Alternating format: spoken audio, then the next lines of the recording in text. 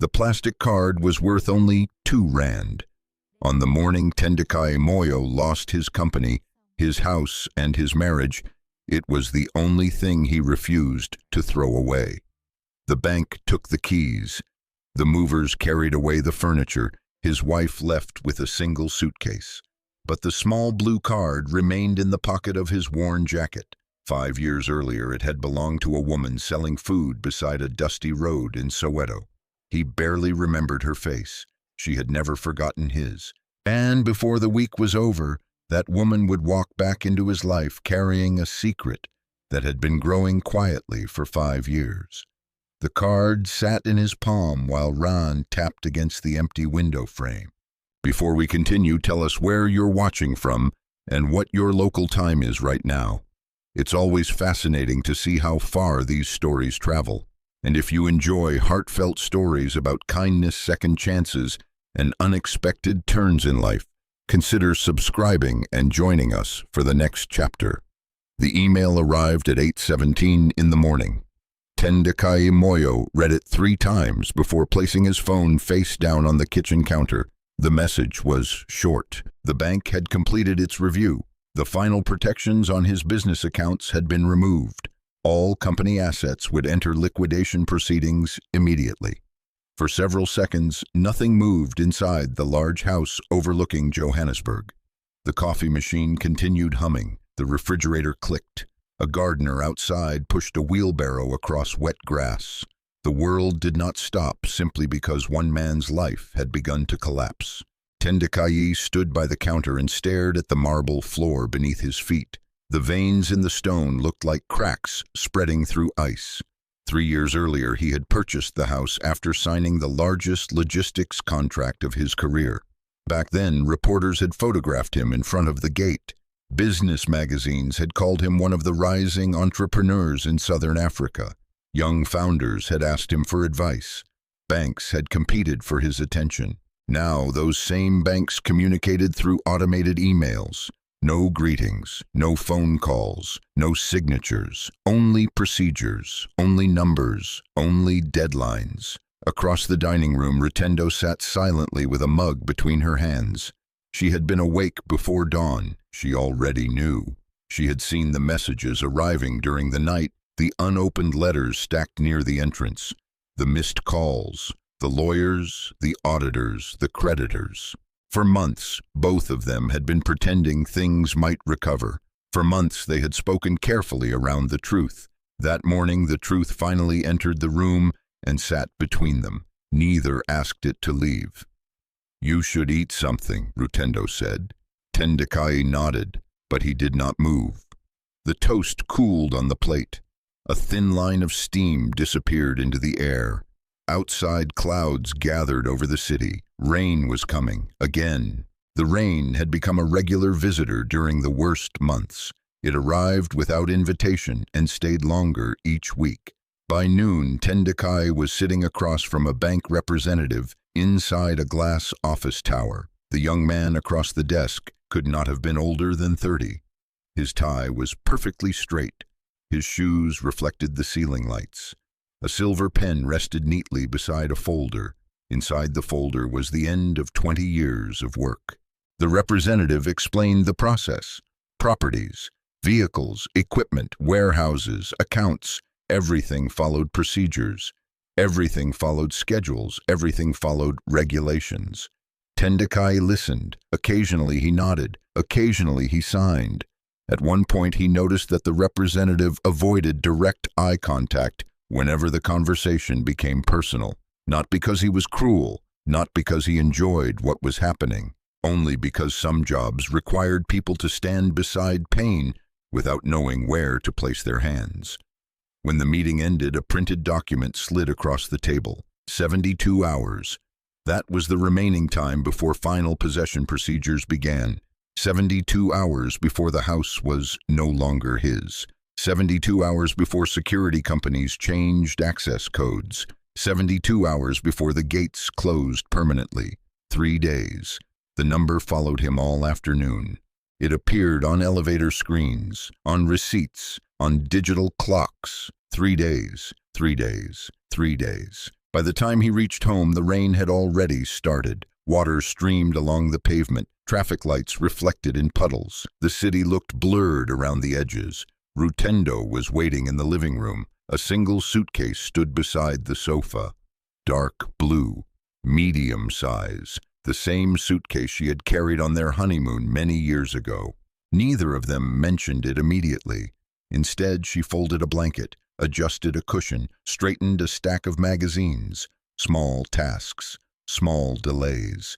Finally, Tendekayi looked at the suitcase. "You're leaving." It was not a question. Rutendo nodded. For several moments, neither spoke. The rain tapped softly against the windows. A clock ticked from somewhere upstairs. A dog barked in the distance. The sounds filled spaces where words refused to go. "I can't do this anymore," she said quietly. Her fingers remained on the suitcase handle. She never raised her voice, never accused him, never listed sacrifices, never described disappointments. The silence between her sentences carried enough weight. Tendekayi knew she had endured months of uncertainty, months of lawyers, months of creditors, months of waking up to fresh disasters. Fear had moved into their marriage long before bankruptcy arrived. Fear had eaten at it slowly, like water finding cracks in concrete. "I understand," he said. And perhaps he did. Perhaps she did too. There are moments when people stop being husband and wife and become two travelers standing at different crossroads. Not enemies, not strangers, just people walking toward separate horizons. Rutendo picked up the suitcase. The wheels rolled softly across the floor. She paused at the front door. For a brief moment, it looked as if she might turn around. Instead, she adjusted her coat, opened the door, stepped outside. The rain welcomed her immediately. The door closed. The house became larger. That was the strange thing about empty houses. They grew bigger the moment someone left. Tendekayi remained standing in the hallway. A framed family photograph hung on the wall nearby. 3 years old, a beach vacation, bright sunlight, bare feet in the sand. The glass reflected the hallway lamp. He could barely see the faces anymore. That evening, he walked through every room, the guest bedroom, the office, the balcony, the storage room, the kitchen. Each space contained evidence of a life that had once felt permanent. A coffee mug with a chipped handle, a forgotten scarf hanging behind a door, a stack of invoices bound by a rubber band, a bookshelf filled with business awards. Objects remained. Ownership was disappearing. Near midnight, he entered the master bedroom. The closet door stood open. Half the hangers were empty. The remaining clothes looked lonely. He sat on the edge of the bed and removed his shoes. The leather was cracked near the toes. Rainwater had darkened the stitching. These were expensive shoes once. Italian leather, handmade.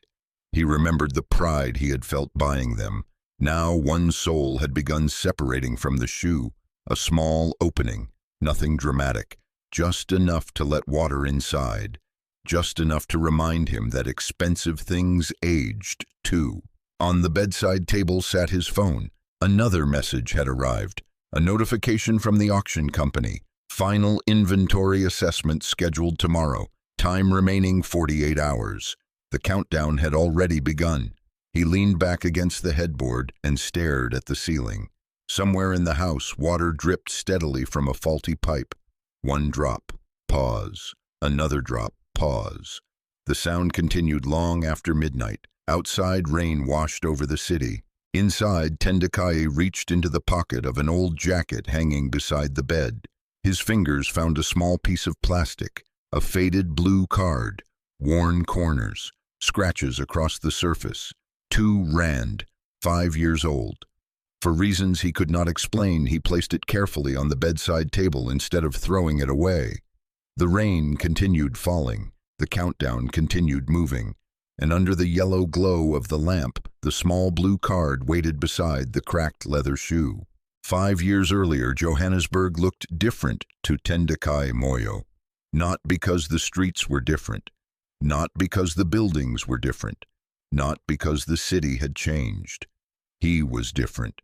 Success has a way of changing distances.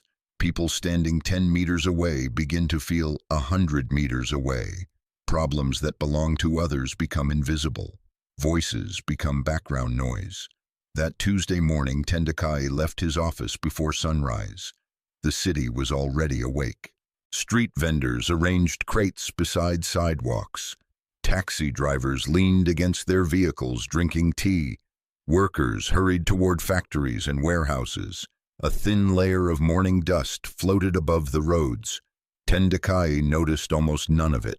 His attention belonged to a contract, a very large contract. For nearly 18 months he had pursued a partnership with one of the biggest food distribution companies in southern Africa. The agreement could double his business, maybe triple it. Everything depended on the meeting scheduled for 9 o'clock. His driver moved through traffic while Tendekayi reviewed documents on a tablet. Spreadsheets, forecasts, financial projections, numbers, rows and rows of numbers. The city passed outside the window unnoticed. Near Soweto, traffic slowed unexpectedly. Construction work had narrowed several lanes. Cars began crawling forward. Impatient drivers sounded their horns. A motorcycle squeezed between vehicles. A bus stopped suddenly. The delay irritated everyone, especially Tendekayi. He glanced repeatedly at his watch. 8:23, 8:27, 8:31. Every minute felt expensive. Finally, he instructed the driver to pull over. "I'll walk the rest of the way." The meeting venue was less than 15 minutes away. Walking seemed faster. The driver handed him an umbrella. Tendekayi stepped onto the pavement and moved quickly through crowded streets. His polished shoes clicked against concrete. His suit jacket shifted with each stride. People flowed around him like water around a stone. Street sellers called out prices. Children laughed somewhere nearby. Music drifted from a small shop radio. Tendekayi continued forward, focused, determined, unreachable. At the corner of a busy intersection stood a small food cart. The metal sides were scratched. One wheel leaned slightly inward. Steam rose from a large cooking pot. A woman arranged fresh vet cook on a tray covered with cloth. Her name was Tendekayi Ndlovu. At that moment she was 28 years old. She owned almost nothing. A cart, a cooking pot, several folding chairs, a small cash tin, and a responsibility much larger than all of them. Her younger brother, Tawanda, 12 years old, thin shoulders, oversized school uniform, bright eyes, a boy carrying more determination than food. That morning he had insisted on helping before school. He stacked paper cups, carried water containers, swept dust from around the cart. The work seemed ordinary, until it wasn't. One moment he was standing, the next moment he was on the ground. The collapse happened quickly. A paper cup rolled across the pavement. Water spread through the dust. The noise of traffic swallowed the sound. At first, few people noticed. Then someone pointed. Another person stopped walking. A small crowd began forming. Tendekayi rushed around the cart. "Tawanda." The boy did not answer. His eyes remained closed. His breathing sounded shallow. She knelt beside him. One hand touched his forehead. The other searched his wrist. Around her, people gathered. Some offered suggestions. Some simply watched. Some continued walking. A man recommended cold water. Another suggested prayer. Someone mentioned a clinic several streets away. No one moved. Fear often looks like stillness. Several minutes passed. The crowd grew larger. The solutions remained smaller. Then Tendekayi noticed a man in a dark suit approaching through the crowd. Confident stride, expensive watch, leather briefcase, the kind of person people usually listen to, the kind of person who looked capable of helping. Tendekayi. She did not know his name yet. She only saw opportunity. She stepped forward. "Please, sir." Tendekayi slowed slightly, only slightly. "My brother needs help." He glanced toward the boy, then toward his watch. 8:41. The meeting was getting closer. The traffic delay had already cost him valuable time. Now this. "There's a clinic nearby," Tendekayi continued. "I need transport, just enough money for a taxi." Tendekayi listened, but only halfway. His thoughts remained elsewhere. The contract, the meeting, the investors, the future, all waiting ahead. Behind him stood a problem he had not planned for, and people are often least generous when interrupted. Not because they lack kindness, because they believe urgency belongs only to them. "I can't stay," he said. His voice was not harsh, simply distracted. He reached into his pocket. His fingers found several coins. Without looking carefully, he pressed them into Tendekayi's hand. 2 rand, almost nothing. Not enough for transport, not enough for treatment, not enough for much at all. A gesture made to end a conversation, nothing more. Then he continued walking. The crowd closed behind him. The moment disappeared, at least for him. For Tendekayi, it did not disappear. She stared at the coins resting in her palm. 2 rand, not enough, but not zero. She looked down at Tawanda, then toward the road, then back at the coins. A decision formed, quickly, urgently. She opened the cash tin from her cart, counted what little remained, added the 2 rand, still short. A few people from the crowd noticed. An elderly woman stepped forward. She added a coin. A taxi driver contributed another. A mechanic from a nearby shop offered several more. One by one, strangers filled the gap. The final amount became enough. Barely, but enough. Within minutes, a taxi carried Tendekayi and Tawanda toward the clinic. The food cart remained behind, half covered by cloth, steam fading from the cooking pot. Meanwhile, Tendekayi arrived at the meeting, exactly on time. The contract discussions lasted nearly 4 hours. Lawyers reviewed terms. Executives exchanged signatures. Photographers took pictures. Hands were shaken. Smiles appeared. Success arrived wearing polished shoes and expensive cologne. By late afternoon, Tendekayi celebrated inside an upscale restaurant. Champagne glasses touched. Business partners laughed. Future profits filled conversations. The day became one of the most important days of his career, and he remembered none of the faces from the street corner, not the crowd, not the boy, not the woman, not the coins. Life moved forward. Months became years. Warehouses expanded, revenue increased, awards accumulated. The memory disappeared completely for Tendekayi, but not for Tendekayi. The clinic visit that morning revealed severe dehydration and an untreated medical condition. The doctor told her they had arrived just in time. Just in time. The phrase stayed with her. Had the coins saved Tawanda? No, not alone, but they had started movement, started action, started a chain of events. The first push in a line of falling dominoes. And sometimes life changes because something small arrives. At the exact moment, stillness becomes dangerous. 5 years later, Tendekayi would learn this.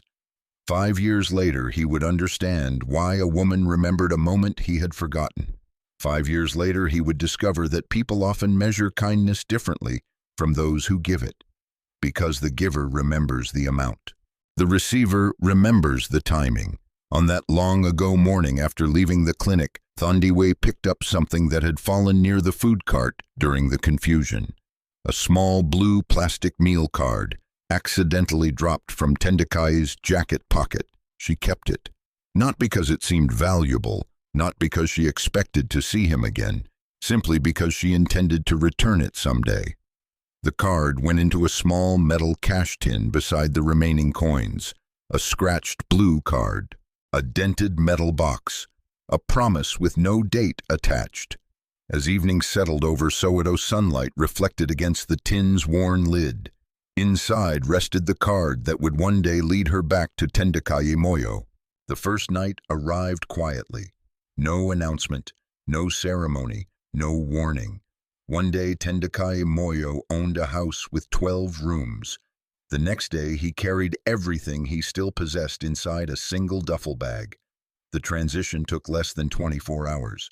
The bank representatives returned early the following morning. They were polite, professional, efficient. Clipboards moved from hand to hand. Photographs were taken. Documents were signed.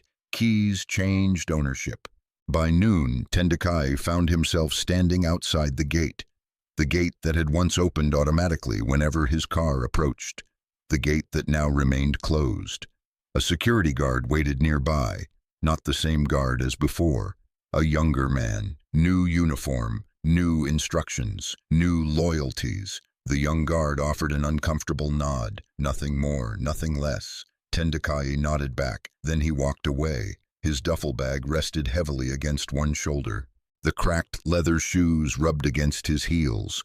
Clouds covered the sky again. The city seemed determined to repeat the weather of the previous day. Rain waited somewhere above the buildings. Patient, certain, the countdown remained active. 48 hours until the public auction. 48 hours until his remaining business assets would be sold. Warehouses, vehicles, equipment, everything. Every hour carried value now. Every hour carried consequences. Yet Tendekayi had nowhere specific to go. That was the strange part. For 20 years, his calendar had controlled every minute. Meetings, flights, phone calls, deadlines. Now entire hours stretched before him without purpose. Freedom and emptiness often wear similar clothes. He spent the afternoon walking. Johannesburg moved around him. Street vendors sold fruit beneath umbrellas. Construction workers shouted across scaffolding. School children hurried home carrying backpacks larger than their shoulders. Life continued. The city had no reason to stop for one man's collapse. By late afternoon, rain finally arrived. Heavy, cold, persistent. People rushed beneath awnings. Taxi queues lengthened. Water streamed along curbs. Tendekayi pulled his jacket tighter. The old blue plastic card remained inside the pocket. His fingers touched it occasionally, a habit more than a decision. The small object felt strangely comforting, not because it was valuable, because it had survived. The thought stayed with him. Near sunset, he found himself standing outside a small church in an older neighborhood. The building sat between a grocery shop and a repair garage. Its paint had faded years earlier. The roof carried patches of different colors where repairs had been made. A wooden cross leaned slightly to one side. Nothing about the church appeared impressive.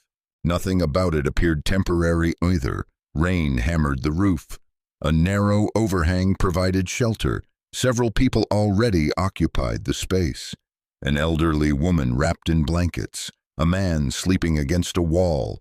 A teenager reading beneath dim light. Nobody asked questions. Nobody demanded explanations. When hardship gathers people together, introductions often become unnecessary. Tendekayi sat on a wooden bench near the entrance. The bench creaked softly beneath his weight. Water dripped from his jacket sleeves. His shoes were soaked. A piece of stitching had come loose near the sole. He noticed it while removing one shoe. The opening had grown larger, a small thing, yet impossible to ignore, much like the rest of his life. Night settled gradually. Traffic sounds faded, rain continued. The church bell marked 7 o'clock, then 8, then 9. The bench became harder with each passing hour. Sleep remained distant, not because of discomfort, because silence gave memories room to speak. He remembered signing his first warehouse lease. He remembered proposing to Rutendo. He remembered hiring his first employee. He remembered celebrating record profits. Memories arrived without order, without invitation, without mercy. Across the street, headlights reflected against wet pavement. A taxi stopped briefly, then departed. A delivery truck passed, then another. The city breathed steadily through the darkness. Around 10 o'clock, footsteps approached. Heavy boots, measured pace. A flashlight beam crossed the pavement. The neighborhood security patrol. The man carrying the flashlight paused, turned, looked directly at Tendekayi. For several seconds, neither spoke. Recognition arrived first, then surprise, then uncertainty. Tendekayi. The voice sounded familiar. Tendekayi looked up.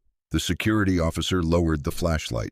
His name was Sifo Dlamini. Years earlier, he had worked security at one of Tendekayi's warehouse facilities. Not management, not administration, not finance, just security. A man responsible for opening gates and recording vehicle entries. The kind of employee executives rarely noticed. But Tendekayi remembered him, not clearly, not perfectly, still enough. Saifo. The officer nodded slowly. Rain tapped against the church roof. Both men seemed unsure what should happen next. Hardship often confuses old relationships, especially when positions reverse. Saifo studied the duffel bag, the wet clothes, the bench, the silence. Then he looked away, not out of embarrassment, out of respect. Sometimes dignity survives through what people choose not to stare at. "You eaten?" Saifo asked. Tendekayi hesitated, then shook his head. Saifo nodded once. "I'll be back." No dramatic promises, no speeches, no questions, just a statement. The patrol continued down the street. The flashlight disappeared into darkness. Half an hour later, Saifo returned. He carried a small plastic bag. Inside rested a loaf of bread, a bottle of water, 2 bananas, simple things, ordinary things. Yet under certain circumstances, ordinary things become enormous. Saifo handed over the bag. Tendekayi accepted it. Neither man discussed payment, neither discussed pride, neither discussed the past. "Thank you," Tendekayi said. Saifo shrugged gently. "Long night." Then he resumed walking. The flashlight beam moved farther and farther away. Soon it vanished. Tendekayi opened the bread. The smell filled the cold air. Fresh enough, soft enough. He ate slowly. The elderly woman nearby received 1 banana. The teenager received the other. No words accompanied the exchange, only small nods. Rain continued falling. The bottle of water stood beside the bench. The empty bread wrapper rustled occasionally in the wind. Midnight arrived, then 1 o'clock. The church entrance remained unlocked. A warm light glowed behind stained glass windows.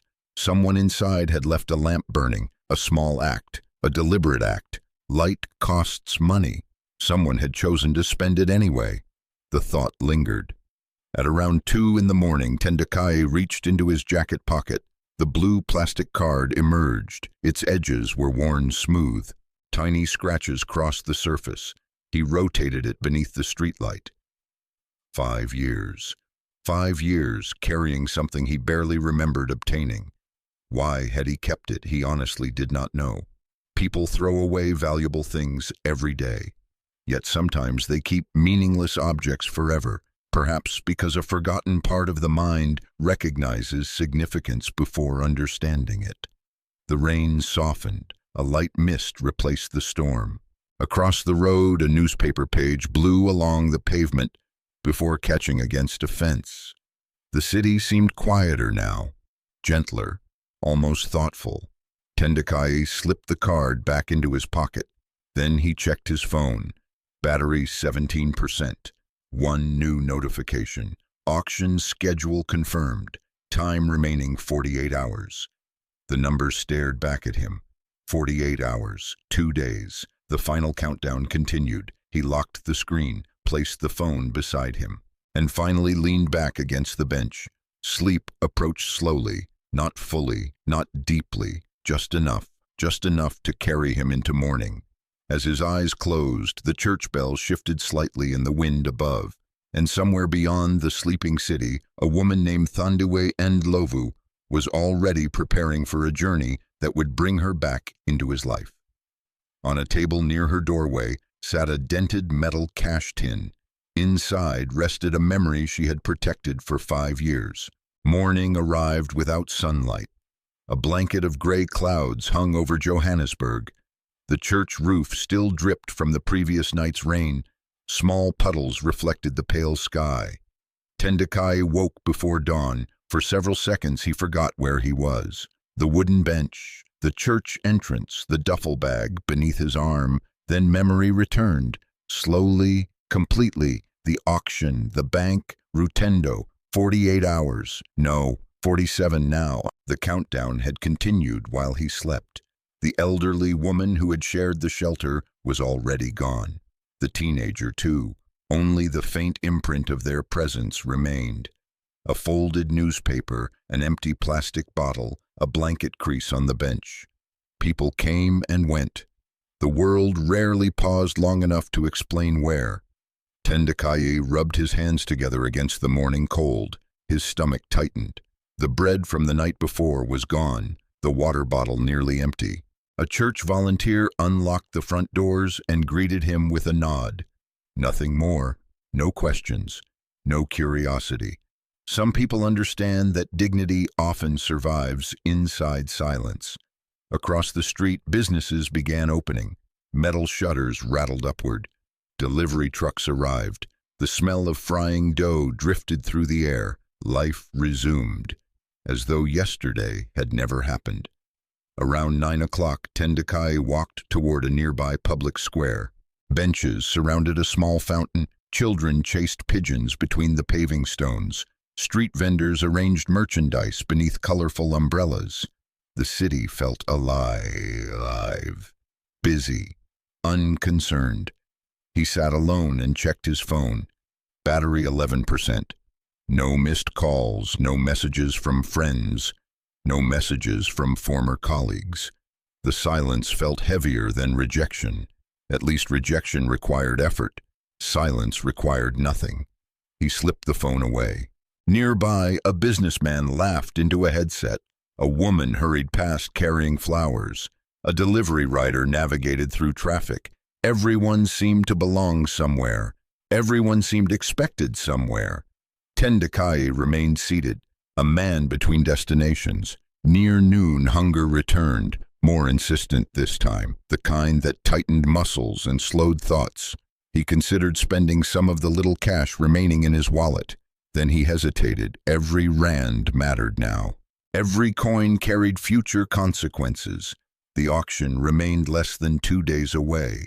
He needed to think carefully, plan carefully, spend carefully. While he sat there, another person entered the square, a woman carrying a rectangular food container. Nothing about her arrival demanded attention. No dramatic entrance, no expensive clothing, no bodyguards. She simply crossed the square with calm, measured steps. A long brown coat moved gently in the wind. Her hair was tied neatly behind her head. A leather satchel rested against one shoulder. She appeared like someone accustomed to work, someone accustomed to responsibility. She walked directly toward the bench, toward Tendekayi. He assumed she wanted the empty seat. Instead, she stopped beside him. For a moment, neither spoke. Then the woman smiled, not broadly, not emotionally, just enough. "You look taller than I remember." Tendekayi blinked. The sentence caught him completely off guard. He searched her face. No recognition arrived. "I'm sorry," he said. "Have we met?" The woman's smile remained. 5 years ago. Nothing. No memory. Only confusion. She sat beside him and placed the food container between them. The lid released a small stream of steam. Warm food, fresh food. The smell reached him immediately. Spiced beans, rice, vegetables, simple ingredients, prepared carefully. "You don't remember," she said. It wasn't an accusation, just an observation. Tendekayi looked again. The face seemed familiar now, barely, like a photograph seen years ago. Then a fragment surfaced, a street corner, a food cart, a crowd, a woman, a boy. The memory appeared incomplete, broken, yet present. "The vendor," he said quietly. The woman nodded. "Tandiwe nanlovu." For several seconds, neither spoke. Children laughed near the fountain. Pigeons scattered suddenly. Traffic hummed in the distance. Life continued around them, but something old had already begun moving beneath the surface. "I remember a little," Tendekayi admitted. "Not enough. Most people don't." Again, there was no judgment in her voice, only truth. Thandiwe opened the food container. She handed him a plastic fork. Tendekayi hesitated, then accepted it. The food was still hot. He hadn't eaten a proper meal in days. The first bite seemed almost shocking, not because of the flavor, because hunger disappears so quietly when food arrives. Neither rushed the conversation, neither rushed the meal. Several minutes passed. The square continued filling with people. At last, Tendekayi looked toward her. How did you find me? Tendekayi watched the fountain. I asked questions. About me? She nodded. You were difficult to miss before. The statement carried neither praise nor criticism, only fact. Tendekayi lowered his eyes. That was true. 5 years earlier, newspapers had published his photograph regularly. Interviews, awards, business conferences, recognition followed success easily. Failure, however, traveled differently. It moved through whispers, through rumors, through online articles, through conversations people thought nobody overheard. Eventually, Tendekayi had learned enough. The bankruptcy, the auction, the church, the bench. The story had not been difficult to follow. She simply chose to follow it. Why? Tendekayi asked. The question escaped before he could stop it. Why come? Why care? Why remember? Tendekayi remained silent for several moments. Then she asked her own question. Do you still have it? Tendekayi frowned. Have what? The card. The words landed softly, yet they seemed to alter the air between them. Tendekayi stared at her. The blue card. Tendekayi nodded. The fountain splashed quietly nearby. A child shouted. A bird landed beside the bench. But Tendekayi barely noticed. Something deeper had captured his attention. How do you know about that? Now Tendekayi smiled again, a little more this time, because she had finally reached the question she expected. Not the answer, only the question. The card belonged to me. Tendekayi froze. The fork remained suspended halfway to the container. What? The card belonged to me. His mind moved backward rapidly. 5 years, the food cart, the crowd, the coins, the boy, the clinic. The memory sharpened slightly, yet another piece remained missing. I found it after you left, Tendekayi continued. It fell from your jacket pocket. The explanation sounded simple. Too simple. Simple explanations often hide larger stories. Tendekayi reached into his pocket instinctively. The card remained there, worn, scratched, faded. He removed it carefully. The same card, the same object. 5 years carried inside different jackets, different offices, different cities, different lives. Now resting in his hand once again. Tendekayi studied it. For a brief moment, something passed across her face. Recognition, memory, perhaps gratitude, perhaps something else. You kept it, she said softly. I don't know why. I know. Tendekayi looked up immediately. The certainty in her voice surprised him. For the first time since meeting her again, he sensed she understood more than she was saying. Much more. The realization unsettled him and intrigued him, because every answer she provided seemed to reveal another question.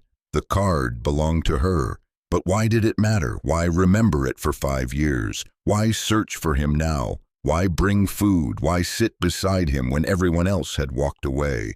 The mystery remained intact, only larger. Tendekayi closed the container after he finished eating. Then she rose from the bench. The movement seemed sudden, unexpected. You've waited 5 years to find me, Tendekayi said. Now you're leaving. She adjusted the strap of her satchel. Not leaving. Then what? Giving you time. Time for what? Her gaze shifted briefly toward the blue card in his hand, then back to him. To remember that small things don't always stay small. Before Tendekayi could respond, she reached into her satchel. A small metal object appeared, old, scratched, dented along one corner, a cash tin. She placed it beside him on the bench, then stepped away, not quickly, not slowly, simply confidently. Tendekayi stared at the tin. The worn metal reflected dull afternoon light. His pulse quickened slightly. The object felt familiar despite never having seen it before. He looked up again. Tendekayi was already crossing the square, disappearing into the crowd. The blue card remained in one hand. The dented metal tin rested beside him, and for the first time in days, the countdown toward the auction was no longer the only mystery waiting for him. For a long time, Tendekayi simply stared at the metal tin. The square around him remained busy. Children continued chasing pigeons. Office workers hurried past. Street vendors called out prices. Yet the small object seemed to create a quiet space around itself. A dented corner, scratches across the lid, faded paint near the hinge, nothing valuable, nothing impressive, and somehow impossible to ignore. Tendekayi picked it up carefully. The metal felt cool against his fingers. For a moment he considered opening it immediately. Instead, he waited, perhaps because he sensed that whatever rested inside belonged to a story larger than curiosity. The blue card remained in his other hand. One object from the past, one object carrying the past. The connection felt obvious. The meaning did not. Clouds drifted across the afternoon sky. The wind strengthened slightly. After several minutes, he finally lifted the lid. Inside rested only a few items. Several old coins, a folded clinic receipt, a photograph, nothing more. No money, no hidden documents, no miracle. The photograph showed a young boy standing beside a food cart, thin shoulders, oversized shirt, bright eyes. Tawanda, 5 years younger, the same boy who had collapsed beside the road. The clinic receipt lay beneath the photograph. The paper had yellowed with age. Its edges were beginning to curl. A date appeared near the top. 5 years ago, the same day, the same morning. Tendekayi studied it carefully. His chest tightened slightly, not from guilt, not exactly. From realization, the receipt transformed the memory into something real, something physical, something that had continued existing long after he forgot it. At the bottom of the receipt appeared a handwritten note, 3 words, "Arrived just in time." Tendekayi read them twice, then 3 times. The phrase remained simple, yet it seemed to carry unusual weight. He closed the tin, slowly, carefully, and waited, because he knew Tendekayi would return.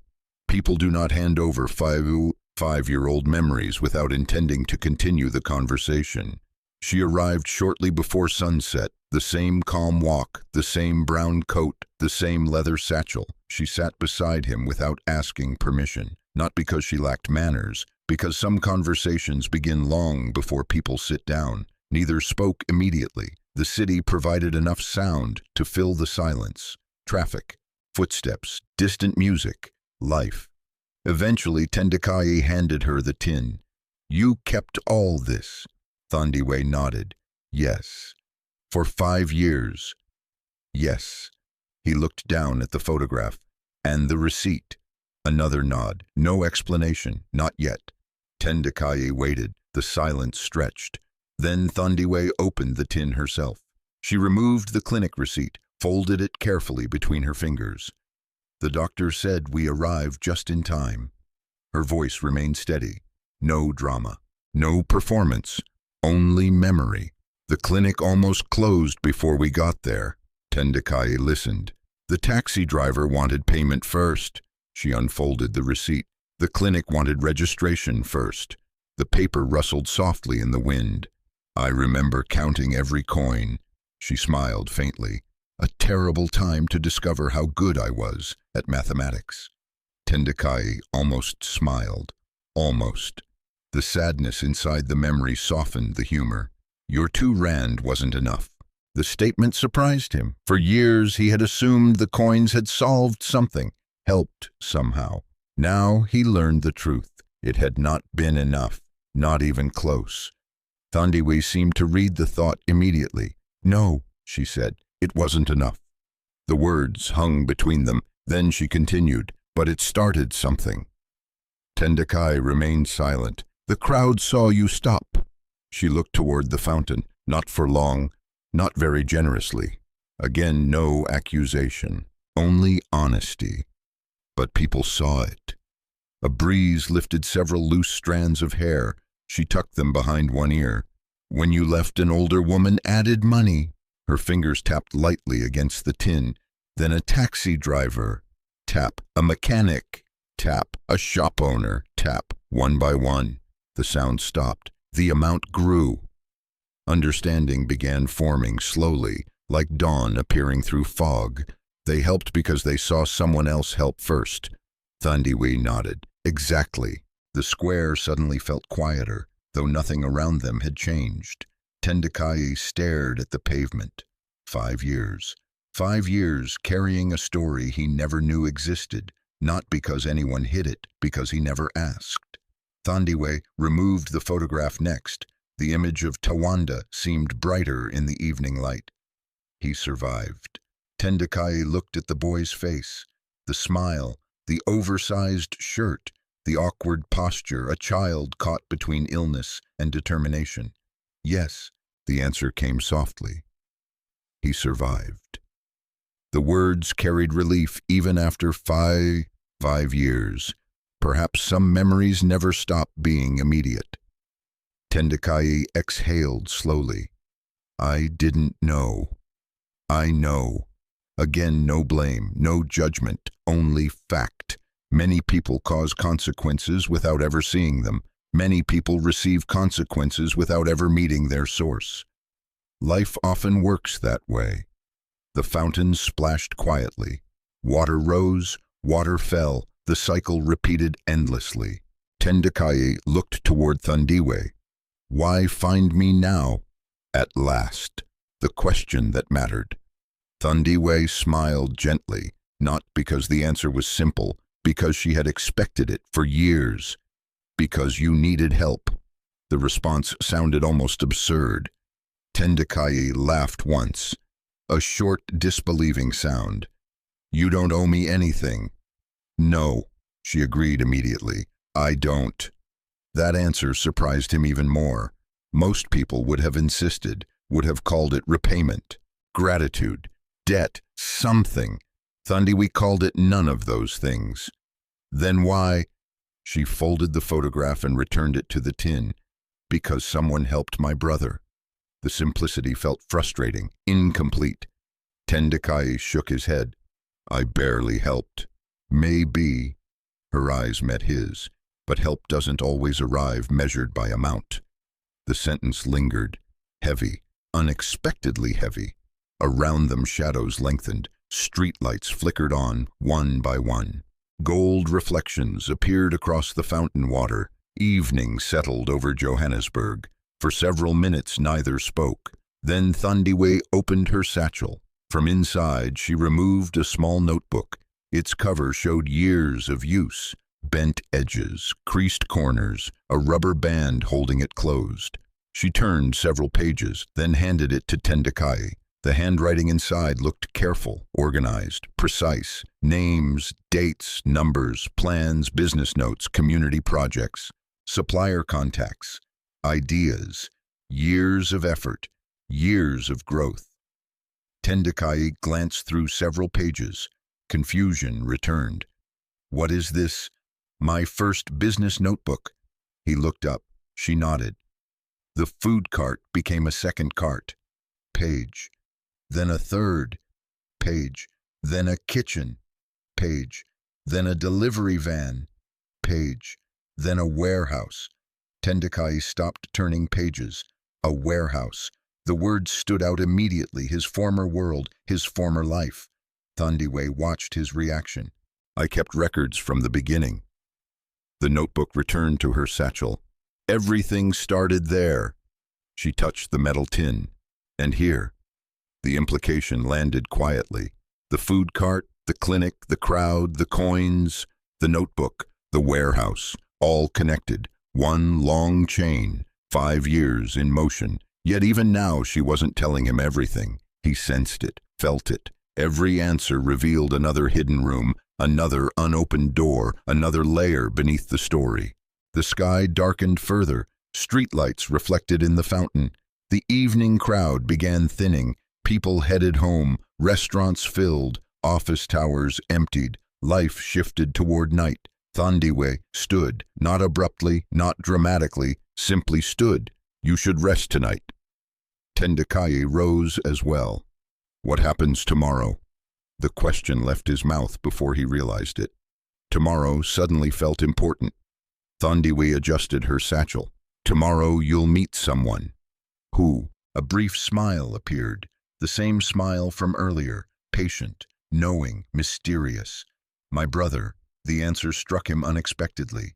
Tawanda, the boy from the photograph, the boy from the clinic, the boy who had survived. Before Tendekayi could ask another question, Thandiwe began walking away. The metal tin remained in his hands. The blue card remained in his pocket.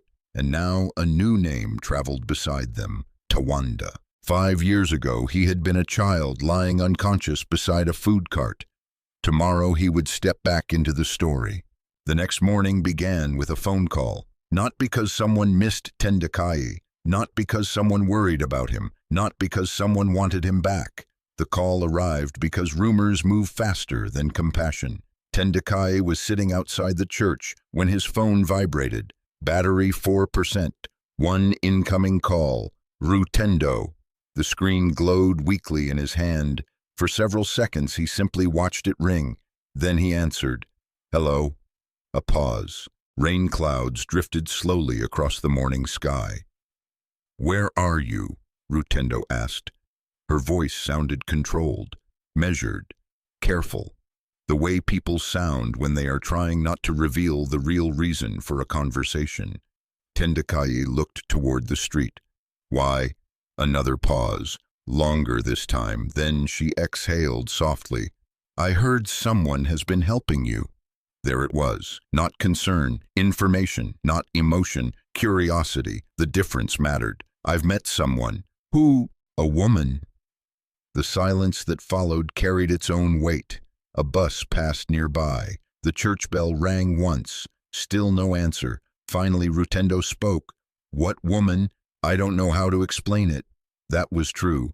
The story sounded strange even inside his own head. A street vendor from 5 years ago. A blue card, a metal tin, a clinic receipt, a brother he hadn't met yet. Nothing about it sounded reasonable. Try, Rutendo said.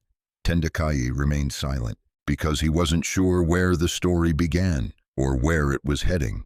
Eventually he gave the simplest answer. Someone from my past. The call ended several minutes later, politely, calmly, without argument. Yet something had changed, because once curiosity enters a room, it rarely leaves empty-handed. Across the city, Rutendo sat inside a coffee shop. A half-finished cappuccino cooled beside her. The chair opposite her was occupied by Nyasha, her closest friend. For years, Nyasha listened while stirring sugar into her drink. Not once, not twice, again and again. The spoon continued circling long after the sugar disappeared. A nervous habit. So let me understand, Nyasha said. He loses everything. Rutendo nodded, and suddenly a mysterious woman appears. Another nod. Nyasha stopped stirring. The spoon rested against porcelain. That sounds convenient. Rutendo stared through the window. People moved along the pavement outside. Umbrellas, briefcases, shopping bags, ordinary lives, ordinary worries. I don't know what it means. No, Nyasha replied quietly, but I know what it might mean. The sentence lingered. Neither woman elaborated immediately. They didn't need to. Both understood. Money, hidden assets, secret accounts, unexpected opportunities. People imagine strange possibilities when fear begins filling empty spaces. Neither woman hated Tendekayi. That would have been simpler. Hatred creates distance. Their situation contained something far more complicated. Disappointment, exhaustion, fear, months of watching certainty disappear, months of feeling financial ground crumble beneath their feet. Fear rarely announces itself openly. Instead, it disguises itself as caution, as suspicion, as self-protection. Nyasha reached across the table. If there's still something left, she stopped. The unfinished sentence remained between them. If there's still something left. The meaning was obvious. Rutendo looked down at her cup. The foam had already collapsed. A thin brown ring marked the inside edge. No, she said it softly, yet not confidently. No, again, this time weaker, because uncertainty had already arrived. Meanwhile, across another part of Johannesburg, Tendekayi waited near the public square. The meeting with Tawanda occupied his thoughts. A child from an old photograph, now an adult, now part of a mystery that continued growing. The auction remained less than 24 hours away.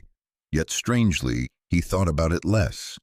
Not because the danger disappeared, because something else demanded attention. Questions, stories, connections. The human mind often chooses meaning over survival, even when survival seems more urgent. Near midday, Tendekayi arrived. She wore the same brown coat, the same satchel, the same calm expression, but this time she wasn't alone. A young man walked beside her, tall, confident. Dark blue shirt, thin framed glasses, a leather folder tucked beneath one arm. His stride carried purpose, not arrogance, purpose. The moment Tendekayi saw him, he recognized the eyes. The same eyes from the photograph, older now, stronger, but unmistakably the same. "Tawanda," the young man smiled. "You remember." A little. The smile widened slightly. "That's fair."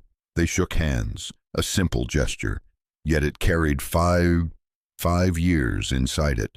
5 years of distance, 5 years of consequences, 5 years of lives moving separately before arriving at the same place. The three of them sat near the fountain. Morning sunlight briefly broke through the clouds. Water sparkled. Children laughed nearby. The city continued breathing around them. Tawanda placed the leather folder on the bench, not opening it, not yet. Instead, he studied Tendekayi carefully, the way a lawyer studies facts, the way a doctor studies symptoms, the way someone studies a story before deciding where it truly begins. "You look different." Tendekayi laughed quietly. "I imagine I do." Tawanda nodded. "My sister says the same thing about me." The conversation relaxed slightly. Small exchanges, simple observations, nothing dramatic. Yet beneath every sentence rested larger questions. Eventually, Tendekayi looked toward Tawanda. "I heard you survived because we got you to the clinic." Tawanda glanced briefly toward his sister, then back again. "Partly." The answer sounded familiar. Partly, not completely. Another incomplete truth. Another door left slightly open. The pattern continued. "You both keep saying things that way." Tendekayi smiled. "What way?" As if every answer is missing half the story. Neither sibling responded immediately.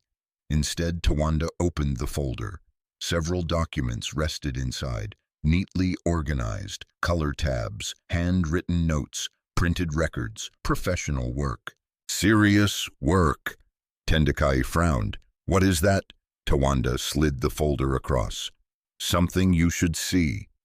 The first page contained a company name. Tendekayi's company. His old company. His stomach tightened instantly.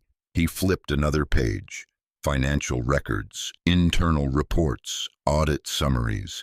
His confusion deepened. Then another page, then another. Names, transactions, dates. Everything felt strangely familiar, yet not fully. Pieces without explanation. Evidence without context. "What am I looking at?" Tawanda closed the folder again before he could continue. "Not today." Tendekayi stared at him. "You're joking." "No." The young lawyer smiled, a little. "Today isn't about that." The answer seemed absurd. The folder clearly mattered. The documents clearly mattered. Yet Tawanda pushed it aside, intentionally, deliberately, as though timing mattered more than information. Perhaps it did. People can only absorb so much truth at once. Tendekayi rose from the bench. The conversation had reached its end, or perhaps merely its pause. Before leaving, she removed something from her satchel. A cream-colored envelope, unmarked, sealed. She placed it carefully beside Tendekayi. "What is this?" "You'll open it tonight." "Why not now?" "Because tonight you'll understand it differently." The response sounded frustratingly familiar. Another answer, another mystery, another piece of a puzzle still hidden. Tendekayi looked down at the envelope, then at the folder, then at the siblings. The auction remained less than a day away. His former life stood on the edge of disappearance, and somehow, instead of moving toward an ending, the story seemed to be moving toward a beginning. Thandiwe and Tawanda walked away together. Their figures gradually disappeared into the afternoon crowd. The cream-colored envelope remained on the bench, unopened, silent, waiting. Far across the city, Rutendo sat inside her apartment staring at her phone. A message from Nyasha appeared. Only 4 words. Find out everything. Rutendo looked at the screen for a long time, then she stood, reached for her handbag, and headed toward the door. The same afternoon sunlight touched 2 separate journeys, one moving toward answers, the other moving toward suspicion. Neither knew they were heading toward the same place. On the bench beside Tendekayi, the sealed cream envelope shifted slightly beneath the wind. Tendekayi waited until evening before opening the envelope. Not because he lacked curiosity, because curiosity had already exhausted him. For 2 days, his life had become a collection of unanswered questions. The blue card, the metal tin, the clinic receipt, Tawanda, the mysterious folder, now the envelope. Some mysteries lose power when opened too quickly, others gain it. Tendekayi wasn't sure which kind this was. The church bell marked 7 o'clock. Rain threatened again. The familiar wooden bench creaked beneath him. A lamp glowed through stained glass windows. Everything felt strangely similar to the night before. Except now the envelope rested in his hands, cream-colored, unmarked, perfectly sealed. He opened it carefully. Inside were only 3 sheets of paper, nothing more, no money, no legal documents, no contracts. The first page contained a company name, Ndlovu Community Foods. The second page listed warehouse locations, delivery routes, distribution centers, transportation assets. The third page contained annual revenue figures. Tendekayi read the numbers twice, then a third time, then a fourth. The figures made no sense, or rather, they made too much sense.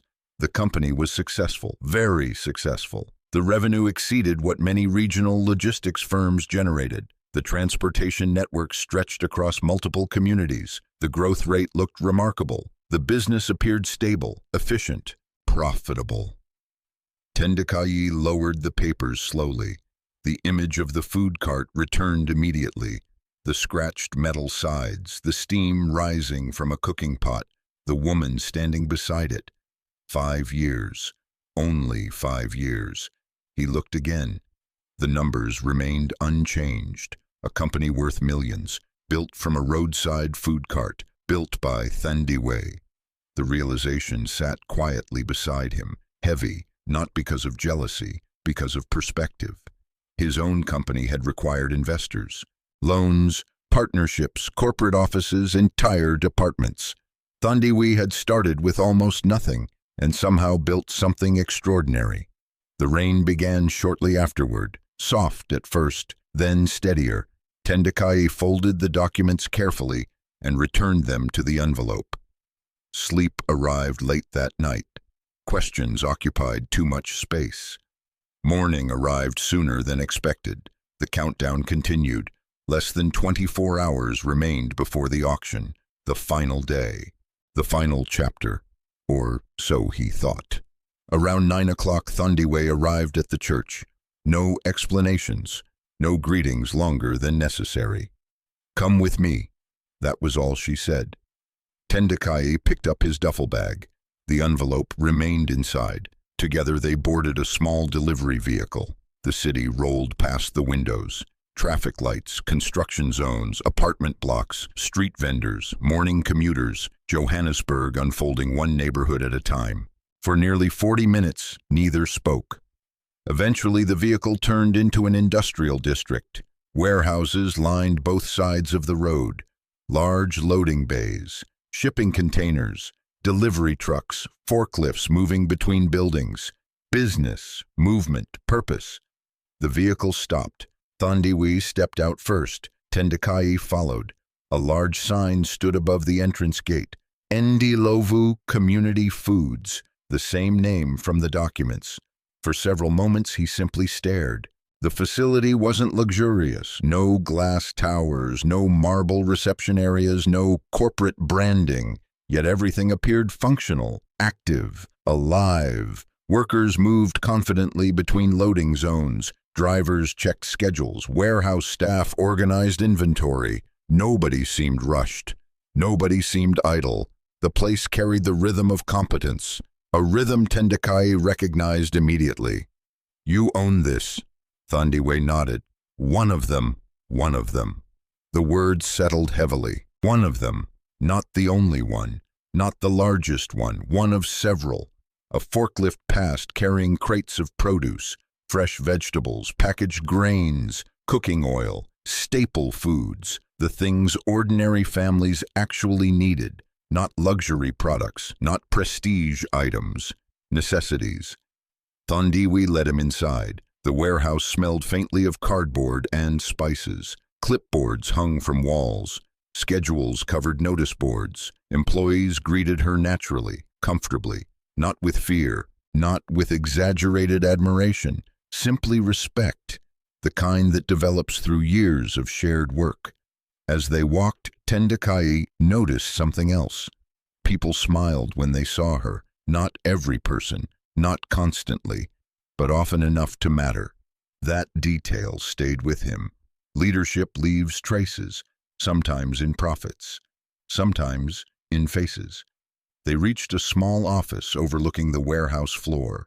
Simple furniture, metal desk, wooden shelves, a kettle near the window. Nothing extravagant. The room felt earned. Thandiwe poured tea, 2 cups. Steam rose between them. For several minutes neither mentioned the company. The warehouse continued operating below. Forklifts moved. Workers checked inventory. Orders departed. Life continued. Finally, Tendekayi looked around. "You built all this." "I did." "How?" Thandiwe smiled slightly. "I worked." The answer sounded almost disappointing. Too simple, too brief, yet also true. She sat opposite him. The tea remained untouched. The food cart became 2 carts. Her finger traced the rim of the cup. Then 4. Pause. Then a kitchen. Pause. Then delivery services. Pause. Then distribution. The explanation contained no dramatic breakthrough, no lottery ticket, no wealthy investor, no miracle. Only years. Years rarely sound exciting, yet they build most important things. Tendekayi nodded slowly. He understood that language. Work, persistence, repetition. The invisible architecture beneath success. Then another thought arrived, a more personal one. If your company became this successful? He hesitated. The question felt awkward. Why come looking for me? For a moment, Thandiwe studied him carefully, not critically, carefully. Then she answered, because success doesn't erase memory. The warehouse noises drifted upward through the office floor. Engines, voices, movement, life. 5 years ago, she had stood beside a roadside food cart. Today, she owned distribution centers. Yet she remembered a frightened morning at a clinic. She remembered a blue card. She remembered 2 rand. Tendekayi understood that now, at least partly. Then Thandiwe opened a drawer. Inside rested several folders. Business proposals, partnership requests, archived correspondence. She selected one, placed it gently on the desk. The paper looked old, several years old. The company logo felt familiar, very familiar. Tendekayi stared. His stomach tightened. The folder belonged to his former company. His company. His name appeared clearly across the cover. What is this? Thandiwe slid it toward him. We sent this 4 years ago. Tendekayi opened it. Inside rested a formal partnership proposal. Distribution support, storage services, logistics cooperation, professional, detailed, reasonable, a legitimate opportunity. His eyes moved quickly across the pages, then stopped. A stamp appeared near the top. Rejected. No explanation, no comments, no meeting, no review. Just one word. Rejected. Tendekayi frowned. I never saw this. I know. The answer arrived immediately. Certain, confident, certain enough to make him look up. Thandiwe's expression remained calm, too calm, as if she had expected that response years ago. as if she had already investigated it. Perhaps she had. The possibility settled between them. Another hidden layer, another unopened door. Tendekayi looked back at the folder, then at her, then back again. Questions multiplied rapidly. Who rejected it? Why? What else had happened inside his company without his knowledge? The thought connected instantly to the folder Tawanda had shown him yesterday. Financial records, audit reports, unfinished explanations, pieces of something larger, something waiting, something approaching. Below them, warehouse workers loaded another truck. The vehicle slowly pulled away from the loading bay. Its engine faded into the distance. Thandiwe closed the old proposal folder, not forcefully, not dramatically, simply ending the moment. You don't need answers today. The statement surprised him. Why not? Because tomorrow is the auction. She stood, moved toward the window. The warehouse stretched below, organized, purposeful, built, not inherited, built. When tomorrow ends, she said quietly, we'll talk about the rest. Tendekayi followed her gaze. Truck after truck moved through the facility, the future moving forward, one vehicle at a time, and somewhere inside that future rested answers he still could not see. 24 hours. That was all the time remaining. 24 hours before the auction. 24 hours before the warehouses changed hands. 24 hours before the final pieces of Tendekayi Moyo's former life were sold to the highest bidder. The number followed him everywhere, on his phone screen, on legal notices, inside his thoughts. 24 hours. Yet when morning arrived, Thandiwe did not take him to lawyers. She did not take him to accountants. She did not take him to bankers. Instead, she drove him toward Makoko Market. The market stretched across several crowded blocks. Rows of makeshift stalls lined narrow pathways. Tarps fluttered overhead. Voices rose and fell in constant waves. Produce vendors negotiated prices. Fishmongers cleaned their morning deliveries. Porters pushed handcarts through crowded passages. Life moved everywhere. Fast, unplanned, persistent. The smell of fresh vegetables mixed with spices and river water. Children carried baskets. Mothers balanced goods on their heads. Old men sat beneath faded umbrellas, discussing prices. Nothing about the place resembled the boardrooms where Tendekayi had spent most of his adult life. Nothing about it resembled the executive conferences, the award ceremonies, the luxury hotels. This world operated differently, yet it fed thousands of families every day, perhaps millions. Thandiwe parked beside a row of supply trucks. Come. That was all she said. No explanation, no speech, just come. Together they walked through the market. People recognized Thandiwe immediately. Some waved, some nodded, some called her by name, others simply smiled. Again, Tendekayi noticed the same thing he had seen inside her warehouse. Respect. Not fear, not obligation. Respect. Eventually they stopped beside a fish stall. The blue tarp above it sagged heavily. One corner had torn loose during a recent storm. Rainwater collected there whenever clouds returned. A woman stood beneath it arranging fresh fish on crushed ice. Her hands moved quickly, efficiently, without complaint. This is Nomusa, Thandiwe said. The woman smiled briefly, then returned to work. Thandiwe pointed toward the damaged tarp. It needs fixing. Tendekayi looked at her, then at the tarp, then back again. No further instructions came, only silence. At last he understood.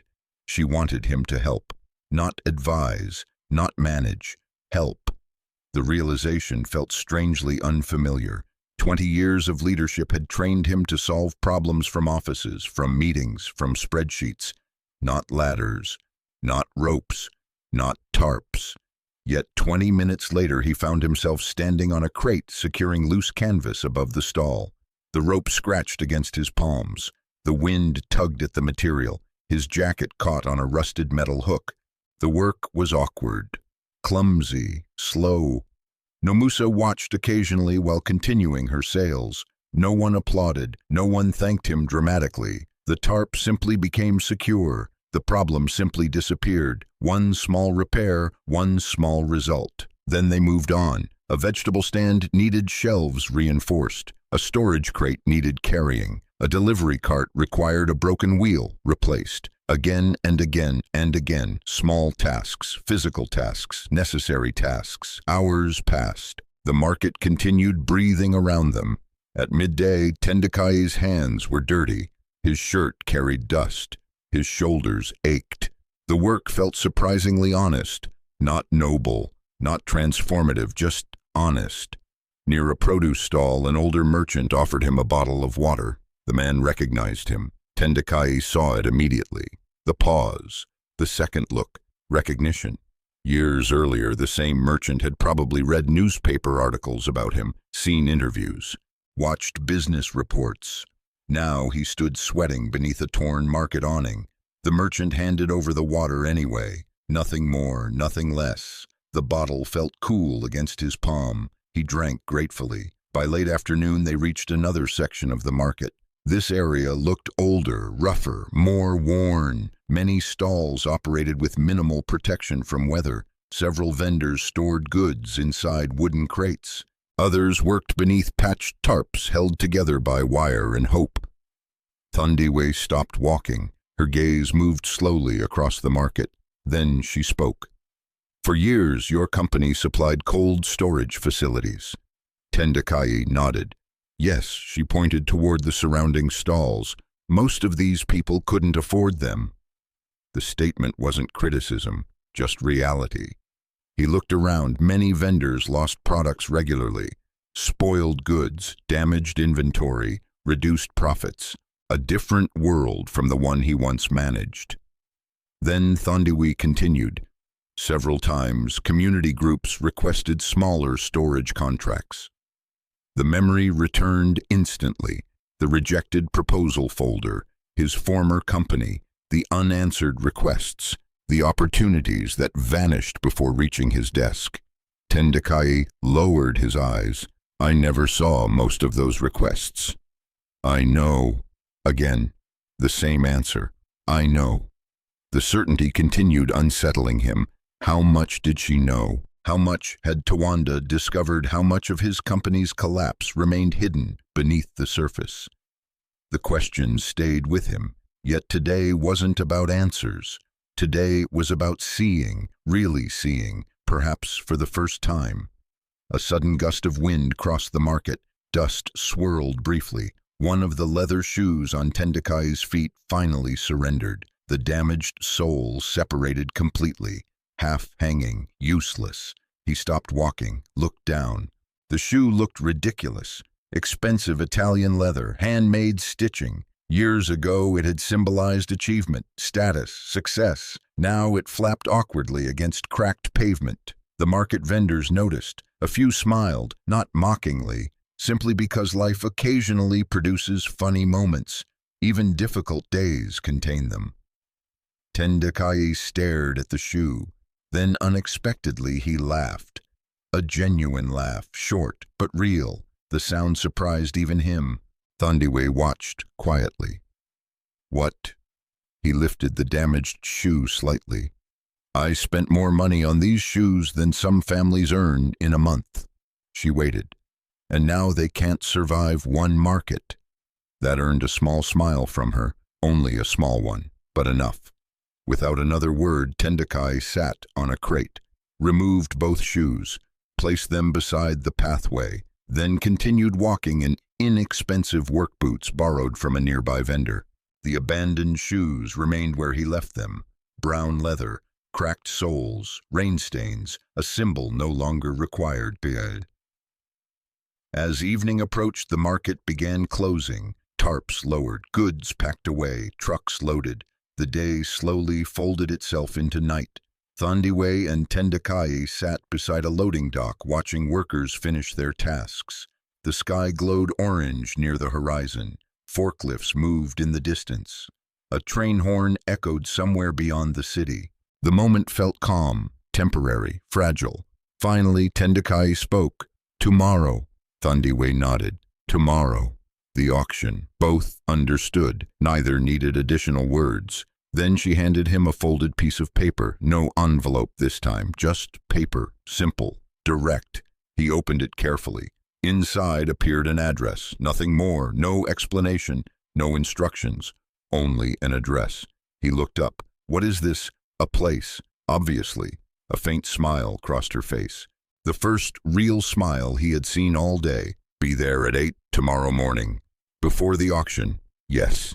He studied the address again. The location meant nothing to him. Just another mystery, another unanswered question, another door waiting to open. The sun continued sinking. Workers departed one by one. The market grew quieter. The borrowed work boots felt heavier than expected, yet strangely comfortable. Tendekayi folded the paper and placed it inside his pocket. Beside the blue card, beside 5 years of unanswered history. Tomorrow the auction would arrive. Tomorrow answers might arrive too. Far behind them near the market entrance, the abandoned leather shoes remained beside the road. The evening wind moved dust across the cracked leather. The address led to a modest office building. Nothing about it appeared remarkable. No towering glass walls, no luxury reception area, no corporate banners. Just a 3-story brick building standing quietly between a pharmacy and a printing shop. The morning sky remained overcast. The auction would begin in a few hours. Every minute carried weight. Every minute carried consequences. Yet Thandiwe had insisted. Be here at 8. So Tendekayi came. The borrowed work boots from the market still covered his feet. His old leather shoes remained somewhere beside a dusty road. For the first time in years, he did not miss them. The reception desk sat inside a small lobby. A woman greeted him politely, then directed him upstairs. 2nd floor, conference room 3. Simple instructions, simple building, simple morning. Nothing felt simple. When Tendekayi entered the room, Tawanda was already there. Several folders rested across a large table. A laptop sat open. 3 cups of coffee released thin streams of steam. Thandiwe stood beside the window, watching traffic below. Neither sibling appeared surprised by his arrival, as though this meeting had existed long before he knew about it. Perhaps it had.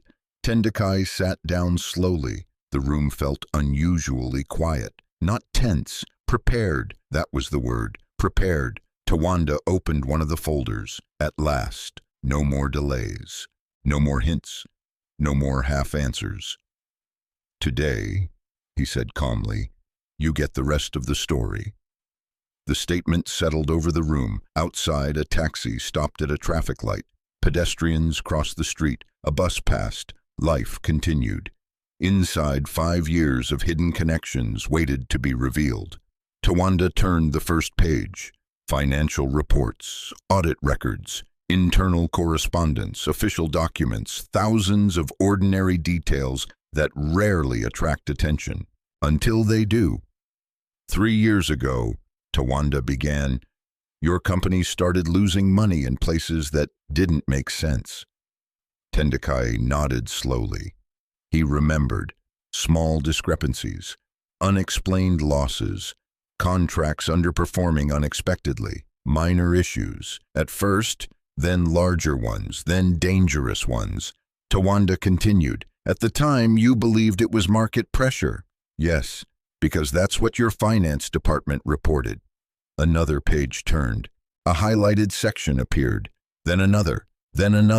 Patterns emerged. Repeated transactions, repeated approvals, repeated signatures, the same names appearing again and again.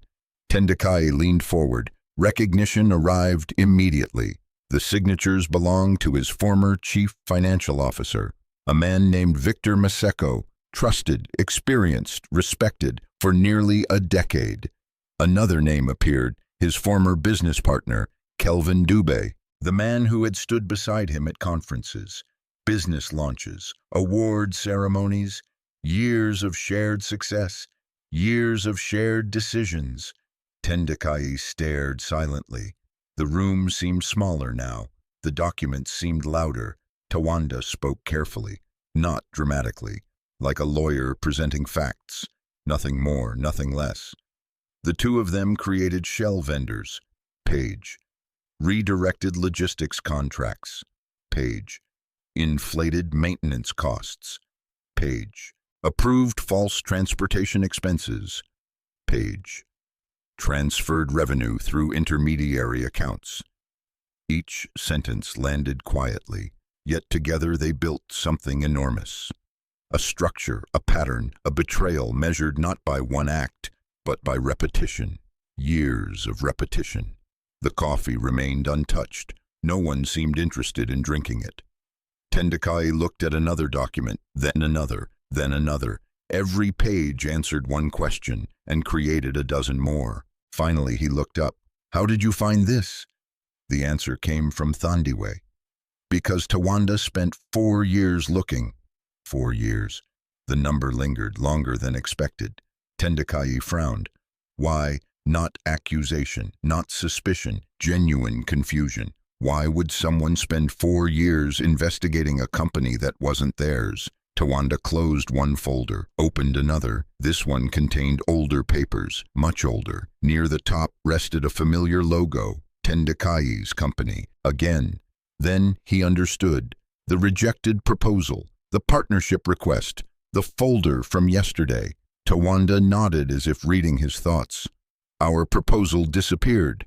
Another document slid across the table. Internal correspondence. No review. No meeting. No discussion. Rejected automatically. Signed by someone in management. Not Tendekayi. Not even close. The rejection had never reached his desk. Tawanda tapped the paper gently. At first we thought it was business. Tap. Then we thought it was carelessness. Tap. Then we discovered something else. His finger stopped. Corruption. The word remained small. The consequences did not.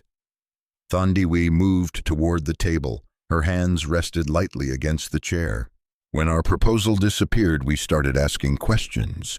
She smiled slightly, not happily, just remembering. The answers kept leading back to your company. Another page appeared, another pattern, another hidden transaction. One discovery leading to another, like pulling a loose thread. Eventually, the entire fabric begins unraveling. Tendekayi looked at the evidence, then at Tawanda, then back again.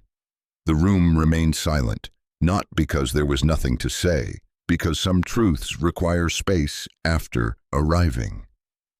Outside the window, sunlight briefly pushed through the clouds. A bright reflection crossed the glass table. For several moments, nobody spoke.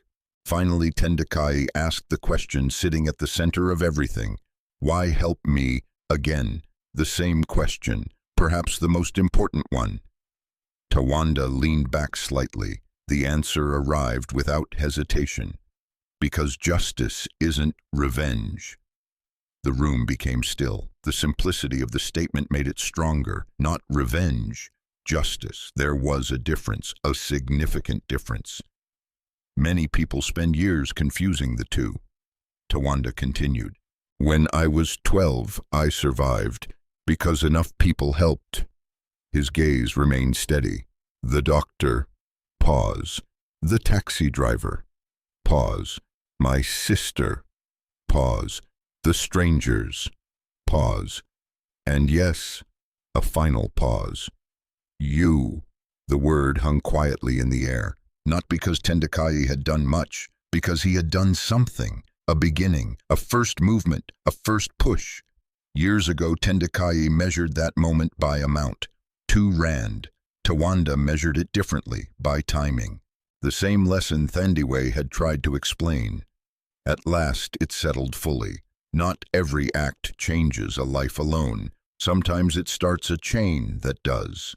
Tawanda reached into the final folder. Inside rested something familiar, a transparent evidence sleeve, and inside that sleeve, the blue card, or rather a photograph of it. Several photographs, different angles, different dates, records, documentation. Tendekayi stared, confused again. The card, Tawanda nodded. It became part of our timeline. He slid several pages forward. Photographs, clinic records, witness statements, dates. The progression looked meticulous, years of documentation, years of investigation. The blue card marked the exact day their paths crossed, the exact day the chain began, the exact point where every later event connected. A strange artifact, meaningless to almost everyone, essential to them. For 5 years it had remained inside Tendekayi's pocket. For 5 years it had remained inside their story, neither side fully understanding why. Until now. The clock on the conference room wall ticked softly. Time continued moving. The auction approached. The final confrontation with his former life waited only hours away. Tawanda closed the last folder. The evidence remained neatly stacked, complete, organized, real. The authorities already have copies. Tendekayi looked up sharply. Tawanda nodded. The investigation is active. The statement carried enormous implications, yet it wasn't presented dramatically. Only fact, only process, only truth, the same way truth often arrives, quietly, without music, without applause, just reality finally catching up. Thandiwe checked her watch. The movement seemed small, yet it changed the room immediately. The auction, time, the next step, the next chapter, all waiting. She picked up her coat. Tawanda gathered the folders. The meeting was ending. Not because every answer had been discussed, because enough answers had arrived. As they prepared to leave, Tendekayi remained seated for a moment longer. The blue card rested in his hand, its surface scratched, its corners worn smooth. 5 years. So much movement from something so small. Then Thandiwe spoke, only one sentence. The auction starts in 90 minutes. Tendekayi stood. Outside the window, sunlight touched the city again. And somewhere beyond the buildings, an auction hall waited, along with a surprise none of them had mentioned yet. The auction hall stood inside a modern commercial complex in central Johannesburg. Glass walls, bright lighting, polished floors, everything clean, everything organized, everything designed to make large financial decisions feel ordinary. Tendekayi arrived 15 minutes early, not because he was eager, because there was nowhere else to be. The blue card rested inside his jacket pocket. The borrowed work boots remained on his feet. The contrast felt appropriate. A few weeks earlier, he would have entered such a building wearing an expensive suit and polished leather shoes. Today, he entered carrying almost nothing. Yet, strangely, he felt lighter. The auction room gradually filled. Investors, developers, corporate buyers, asset managers, people carrying folders, people carrying tablets, people carrying intentions. The atmosphere remained professional, calm, businesslike. No one spoke loudly, no one displayed excitement. Millions changed hands in rooms exactly like this every day. For most attendees, this was routine. For Tendekayi, it was the funeral of a former life. Several rows behind him sat Rutendo. Beside her sat Nyasha. Both women watched quietly. Neither approached, neither called out. They simply observed. The mysterious woman, the rumors, the unanswered questions, all of it had brought them here. Across the room sat Thandiwe. Beside her sat Tawanda. Both appeared remarkably calm. No dramatic expressions, no signs of anticipation, only patience. The auction began shortly after 10. The auctioneer's voice filled the room. Properties, vehicles, equipment, inventory, one item after another. Numbers rose, bids competed, assets changed ownership. The process felt mechanical, relentless, like watching waves erase footprints from sand. Every item carried memories for Tendekayi. Every warehouse, every truck, every piece of equipment. Years of effort reduced to catalog numbers. Yet he remained surprisingly composed, not because loss hurt less, because the last several days had changed the shape of the loss. Something new had begun growing inside the empty space. Perspective, perhaps, or gratitude, maybe both. The auction continued. Then came the largest item, the central cold storage facility, the warehouse complex that had once served as the heart of his logistics network. A massive property, valuable, strategic. Important. The room seemed to focus immediately. Several investors straightened in their seats. Documents opened, pens moved, calculations began. This was the prize. The auctioneer announced the starting figure. A bid arrived immediately, then another, then another. The numbers climbed steadily. Millions, then more millions. Tendekayi watched silently. The warehouse had once represented everything he wanted. Growth, expansion, recognition, status. Now it belonged to the future, whatever shape that future chose. Across the room, a new bidder entered the competition. Calmly, confidently, without hesitation, Tendekayi. Several heads turned, not because she appeared unusual, because she remained persistent. The bidding continued. Higher, higher, higher. One competitor withdrew, then another, then another. Eventually only two remained, a major investment group and Tendekayi. The room grew quieter. The numbers rose again. The investment group hesitated, consulted documents, whispered among themselves, then submitted one final bid, a strong bid, an aggressive bid, the highest of the day. The auctioneer looked toward Tendekayi. The room waited. For several seconds she remained still. Then she raised her paddle once more. A final number. Silence followed. The investment group withdrew. The auctioneer repeated the figure. Once, twice, 3 times. The gavel struck. Sold. Just like that. The warehouse belonged to Tendekayi. A few people applauded politely. Business had concluded. Another transaction completed. Nothing unusual, except for the story hidden beneath it. Rutendo leaned forward immediately. Nyasha whispered something. Confusion crossed both faces. They had expected secrets, hidden wealth, perhaps a reconciliation. Not this, not a warehouse purchased by a former street vendor. The auction continued briefly, then ended. People gathered their belongings. Conversations resumed. The room slowly emptied. Tendekayi remained seated, watching, processing. Eventually, Tendekayi approached. Tawanda followed. The auction hall seemed quieter now, less formal, more human. You bought it. The statement sounded obvious, yet it was all Tendekayi could think to say. Yes. Why? Tendekayi looked toward the large windows. Sunlight reflected across the glass. Then she answered, for the same reason I built everything else. No further explanation. Yet somehow he understood. Community, access, opportunity, food, the things that mattered. The warehouse would not become a luxury development. It would not become a speculative investment. It would continue serving people, just differently. Tawanda handed over a folder. Another folder, though this one looked thinner, lighter, less intimidating. Tendekayi accepted it. Inside rested a single document, employment agreement. He blinked, read it again. Then a third time, employment agreement, position operations manager, probationary period, 6 months, reporting to Tendekayi and Lovu. For several seconds he simply stared. The irony felt almost unbelievable. Years earlier he had managed hundreds of employees. Now someone offered him a probationary position, a starting point, a beginning, not ownership, not control, work, real work. Tendekayi folded her hands calmly. The warehouse needs someone who understands logistics. The statement sounded practical, businesslike, reasonable, nothing sentimental, nothing charitable. That mattered. Tendekayi looked up. You aren't giving this to me. No.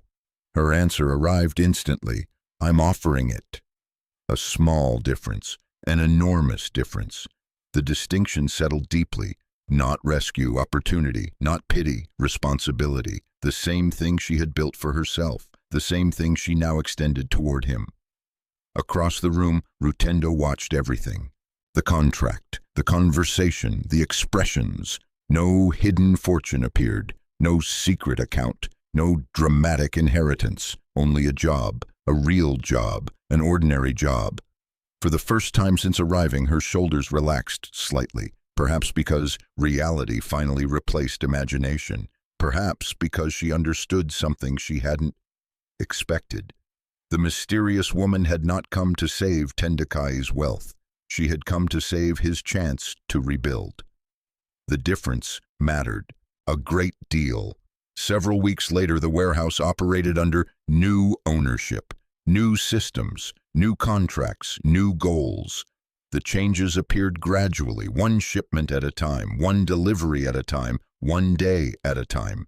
And every morning Tendekayi arrived before sunrise, not in a luxury vehicle, not wearing tailored suits. Instead, he wore a navy work shirt, protective boots, a safety vest. Clipboards replaced executive presentations. Loading schedules replaced investor meetings. Oil stains occasionally marked his sleeves. Dust settled on his hands. The work felt familiar, yet entirely different. One afternoon, Rutendo visited unexpectedly. The warehouse hummed with activity. Forklifts moved through loading zones. Drivers checked manifests. Workers organized inventory. Life, movement, purpose. She found Tendekayi near a loading dock, reviewing transportation schedules. Grease marked one hand. A pencil rested behind one ear. For a moment, she simply watched, not speaking, not interrupting, watching. The man before her looked different, not poorer, not richer, different. The distance between them contained many unfinished conversations, yet neither rushed toward them. Some things require time, others require silence. Rutendo eventually smiled, a small smile. Then she left. No promises, no reconciliation, no dramatic ending, only understanding. Sometimes that is enough. That evening, after the final trucks departed, Tendekayi remained alone inside the warehouse. The building echoed softly. The day's work was finished. The next day's work waited. A familiar feeling. Near his desk rested a small display shelf. Not expensive, not decorative, simple. Upon it sat three objects: the blue plastic card, the dented metal tin, and the old clinic receipt.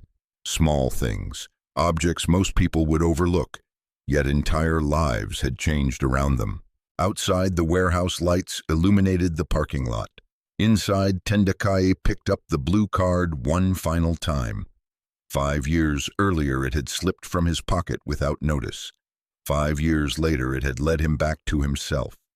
He placed it carefully beside the tin, then turned off the office light. The warehouse settled into darkness. Only a single security lamp remained glowing above the entrance. Life rarely changes because of one grand moment. More often it changes because of small moments nobody notices at the time. A coin placed into a hand, a ride to a clinic, a meal shared on a difficult day, a person choosing to remember instead of forgetting. Tendekayi spent years believing success was built through large decisions, major contracts, and important meetings. Yet when everything disappeared, none of those things returned to help him stand again. What returned was something much smaller, a memory, a gesture, a kindness that seemed insignificant when it happened. Tendekayi never pretended that Tendekayi had saved her family alone. He had not. But he had become the first person in a chain of help. And sometimes being first matters more than being greatest. This story is not about wealth lost or wealth gained. It is about the quiet power of human connection. It is about how one act can travel farther than the person who performs it. And it is about how rebuilding a life often begins when pride ends and purpose returns. Perhaps the most valuable things in life are not the things we own, but the things we leave behind in other people's memories. Now, we'd love to hear from you. If you were in Tendekayi's position, would you have returned to help Tendekayi after 5 years? Why or why not share your thoughts in the comments below? Your perspective may inspire someone else. And if you enjoy heartfelt stories about kindness, second chances, and the unexpected ways lives become connected, don't forget to subscribe and join us for more stories like this.